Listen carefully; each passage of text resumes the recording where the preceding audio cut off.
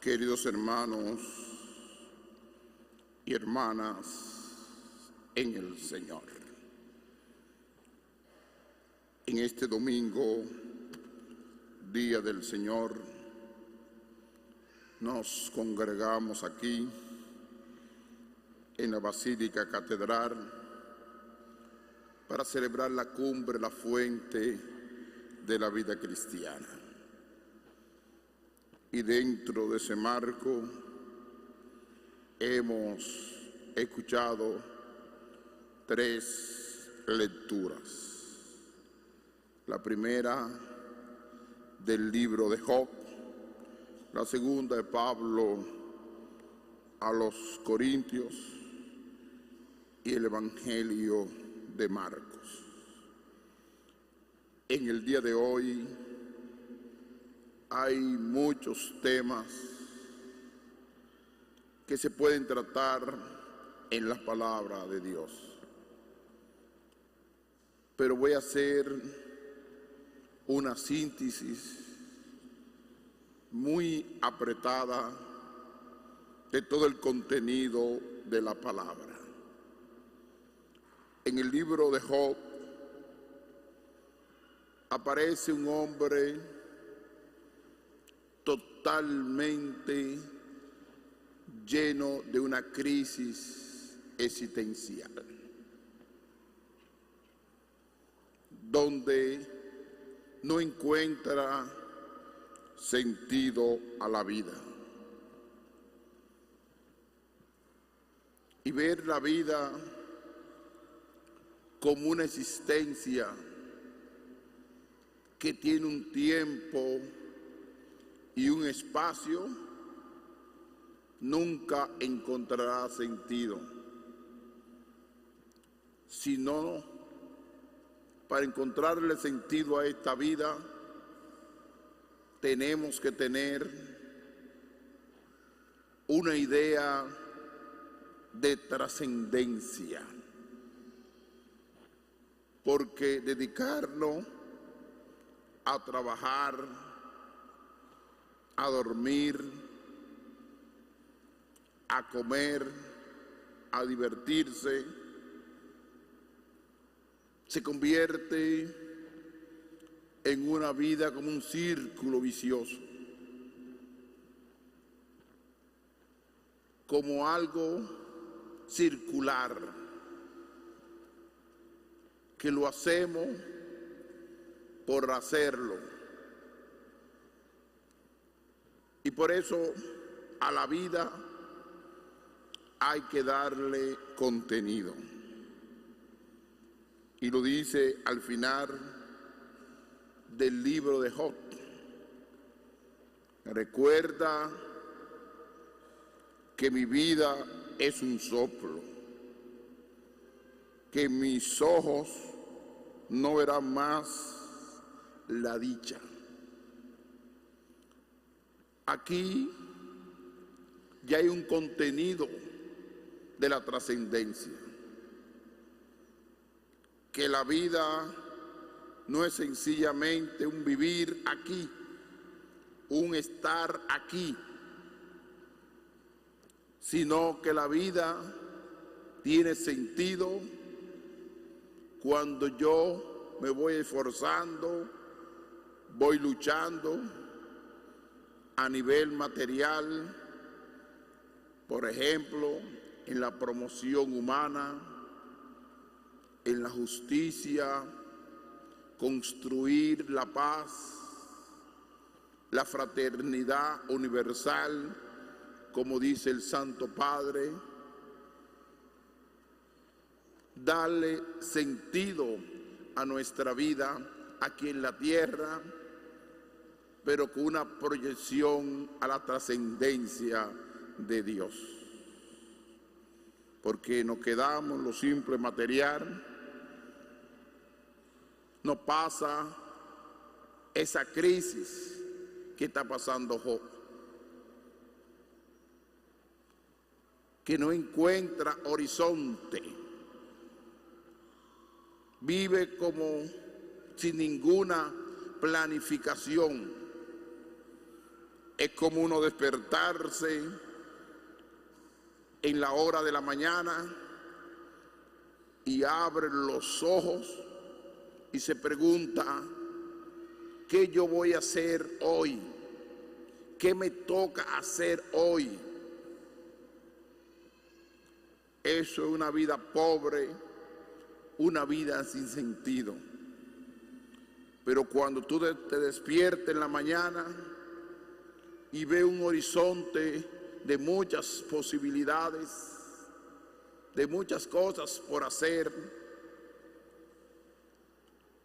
por la promoción, por el desarrollo, por la espiritualidad o acompañamiento de un pueblo, uno dice, la vida tiene sentido. En la segunda lectura de Pablo a los Corintios, hay una frase que yo la hice como mi lema, como obispo. Ay de mí si no anuncio el Evangelio.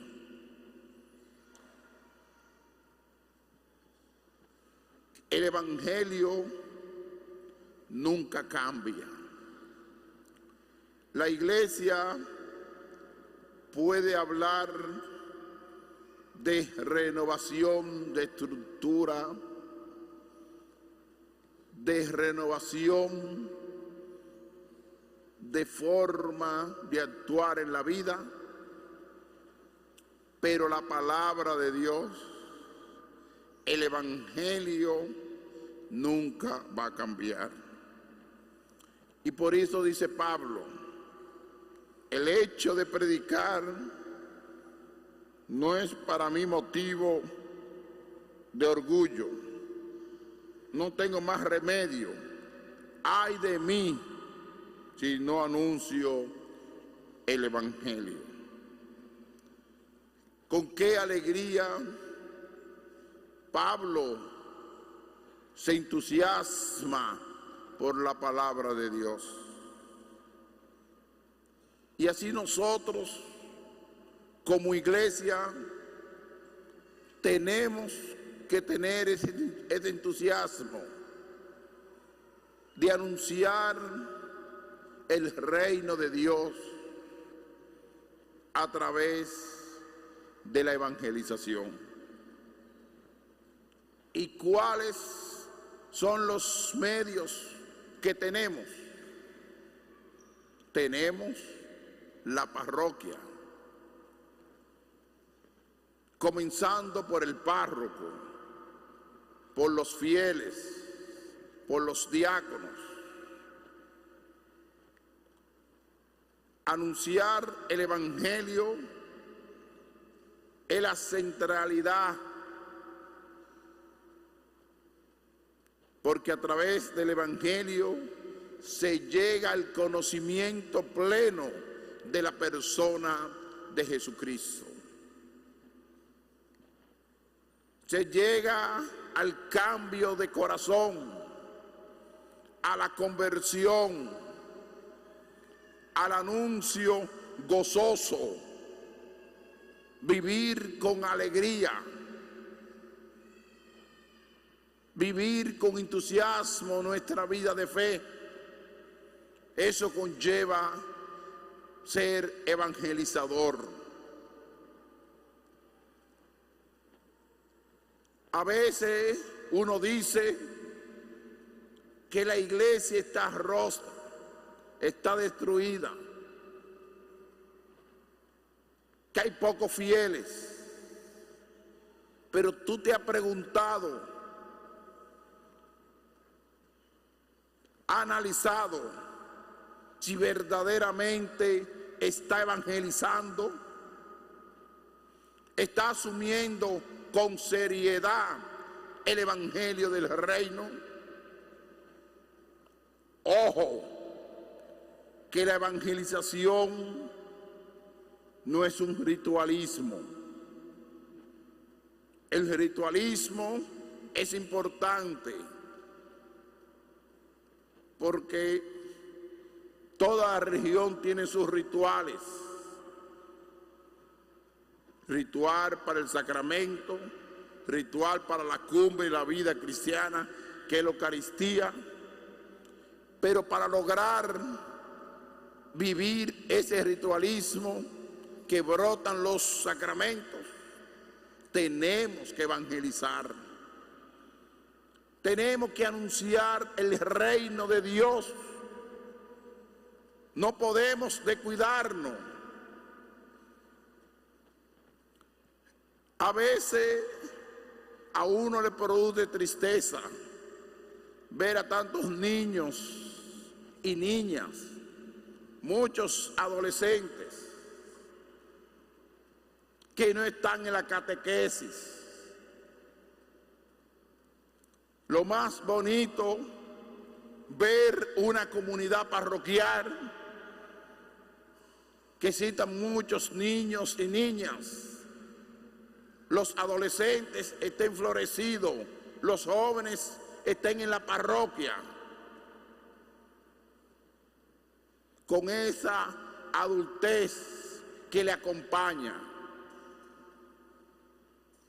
Y generalmente esos niños y esos jóvenes no están en la parroquia porque nos hemos desanimado de evangelizar y nos hemos convertido en puro ritualismo y no una parroquia evangelizadora. Una parroquia evangelizadora es que despierta y va animando la fe, va levantando los corazones para vivir la Eucaristía, para vivir los sacramentos que nacen de la propia evangelización que hizo Jesucristo. Los sacramentos nacen del propio Jesucristo, una propuesta del propio Jesucristo. Y por eso, cuando se evangeliza, brotan primera comunión, confirmación. Los sacramentos producen vida, pero cuando una comunidad parroquial va muriendo poco a poco, uno se pone triste porque está muriendo la fe, está muriendo la evangelización. Y lo más preocupante, que en cierto momento es la indiferencia, inclusive de muchos párrocos. Que no veo niños, que no veo adolescentes en mi parroquia, y como eso ni le molesta, ni lo cuestiona, ni le llama la atención. Y la razón de ser de una parroquia es el evangelio. La razón de ser de una diócesis es anunciar el evangelio para llegar al conocimiento pleno de la palabra. Por eso tenemos que diferenciar la estructura administrativa, que es algo mecánico, del anuncio del evangelio, porque lo administrativo mata, pero el evangelio produce vida. La administración es el medio para que exista una buena evangelización, pero a veces nos quedamos simplemente en la parte mecánica, en la colecta, en las rifas, en actividades, en eventos, y son comunidades parroquiales de evento, pero no son comunidades evangelizadoras. Y tenemos que ser comunidades que vayan evangelizando y anunciando el reino de Dios. Como dije, la preocupación y la indiferencia frente a eso, el conformismo, que se me llegó, el templo está lleno. No, ¿y dónde están los jóvenes? ¿Dónde están los niños? ¿Dónde están los adolescentes? Traten de buscar los mecanismos para llegar a los niños. No tengan miedo, que uno puede acercarse a los niños. ¿Quién le ha dicho eso? Los niños no muerden ni tienen espina. Los niños lo que necesitan es testimonio, que uno sea testigo, cariño, comprensión, cercanía, evangelizarlos. Y eso es lo que dice hoy Pablo a los corintios, que la iglesia debe ser evangelizadora. Si perdemos ese horizonte, esa mirada, ese proyecto, no hay razón de ser, de estar reuniendo gente como si fuera una junta de vecinos, un grupo de asociación de amigos o de grupo de amigos.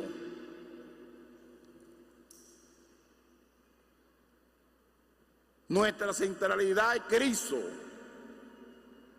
Nuestra centralidad es llevar ese evangelio al conocimiento de la persona de Cristo. Ay de mí si no anuncio el evangelio. El evangelio de Marcos hoy aparecen varios temas.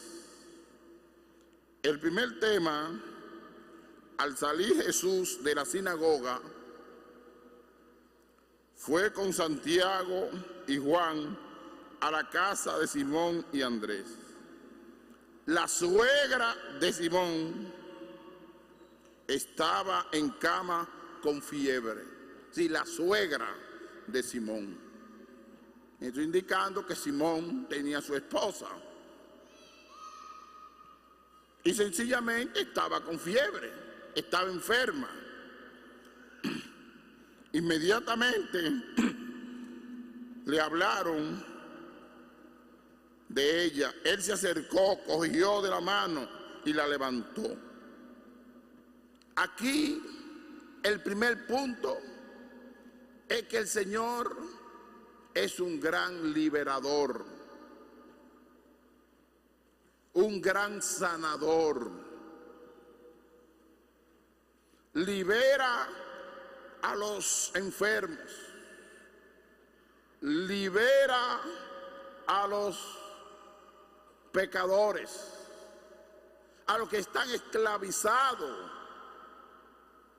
por cualquier situación humana. Es capaz de destruir el mal para que reine el bien. Y aquí liberó, se le pasó la fiebre y se puso a servirles. Signo del servicio. El segundo elemento: al anochecer, cuando se puso el sol. ¿Por qué al anochecer cuando se puso el sol? Porque era sábado, salía de la sinagoga, iba a lo que se llama el ágape, al compartir, y al salir, al anochecer, cuando se puso el sol, le llevaron todos los enfermos y endemoniados. La población entera se agolpaba en la puerta. Dice la palabra: curó a muchos enfermos de diversos males, expulsó a muchos demonios y como los demonios lo conocían, no les permitía hablar. El Señor es capaz de curar la multitud, de curar la multitud. Y cuando se habla de multitud, se habla de una nación, de un pueblo. Un pueblo que está contaminado por el pecado. Si Jesucristo hoy se apareciera,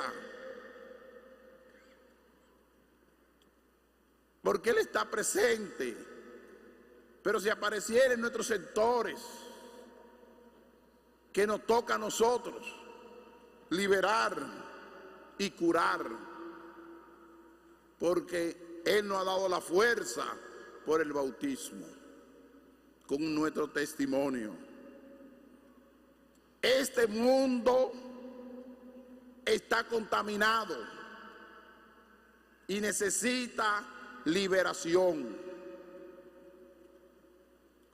Vamos a comenzar por lo más macro, por la economía. Tantas desigualdades sociales que hay.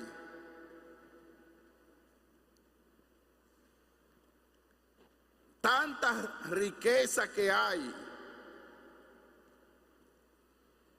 Pero esa riqueza no está bien distribuida, porque está en manos de pocas personas. ¿Por qué no reciben y no son capaces de sanarse y de ayudar a miles de personas que necesitan alimento, que necesitan que lo curen de muchas enfermedades físicas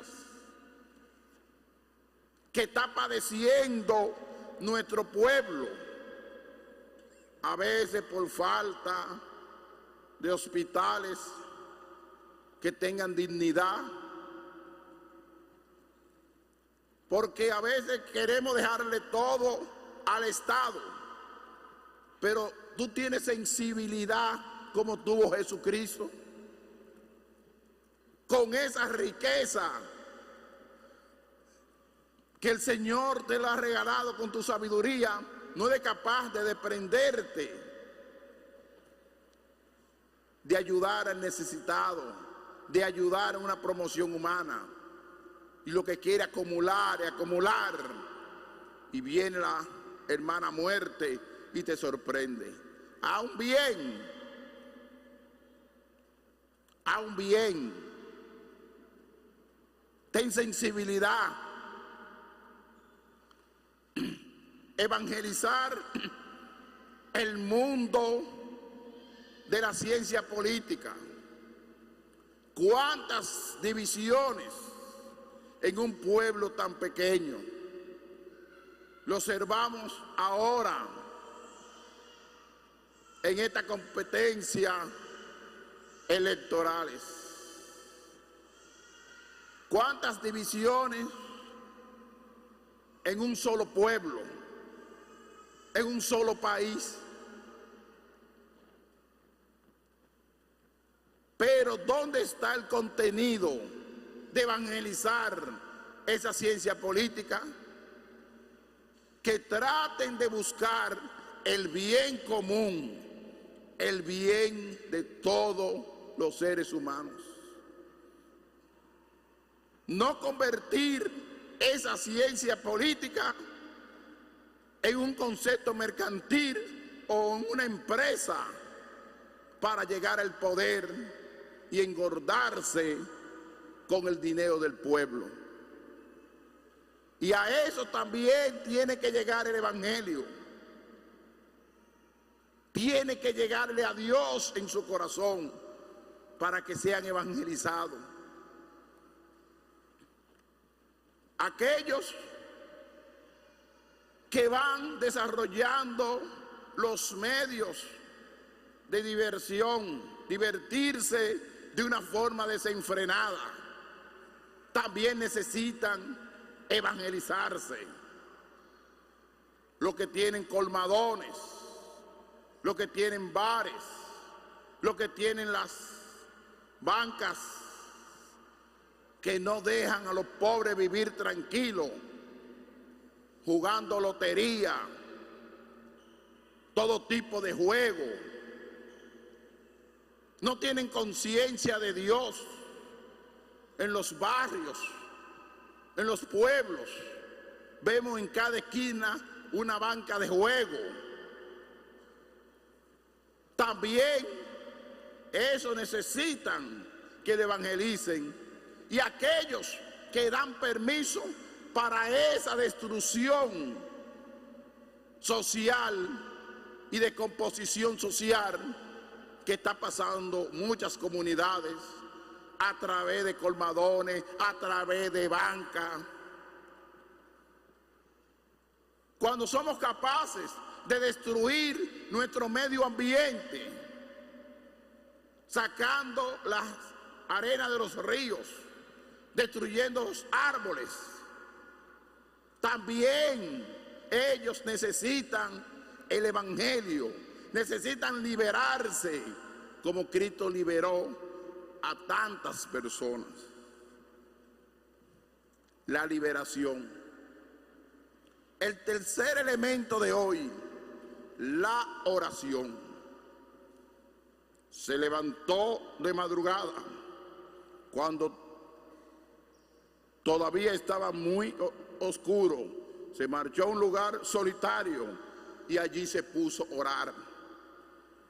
En este año que la iglesia dedique este año a la oración,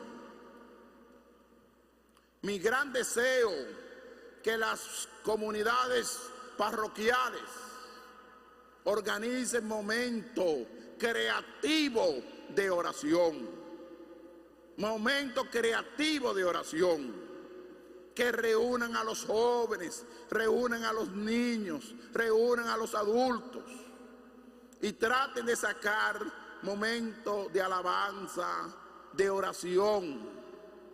Este es el año de la oración. ¿Y cuál es la finalidad de la iglesia? Una de las finalidades de la iglesia: enseñarle a los fieles a orar. Por eso vamos a aprovechar esta gran oportunidad en este año de la oración para orar, para uno encontrarse con el Señor. El último tema que está relacionado con la segunda lectura de Pablo a los Corintios, cuando el Señor dice: vámonos a otra parte, a las aldeas cercanas, para predicar también allí, que para eso he salido, para evangelizar. Es decir, que el tema de la evangelización es fundamental y motivo de nuevo a las parroquias, a los movimientos apostólicos, a todos los agentes pastorales que traten de buscar espacio para evangelizar, y que esa evangelización esté acompañado de algo profundo que le dé contenido, que se llama la oración. Cuando se evangeliza sin oración, no hay sentido ni razón de ser.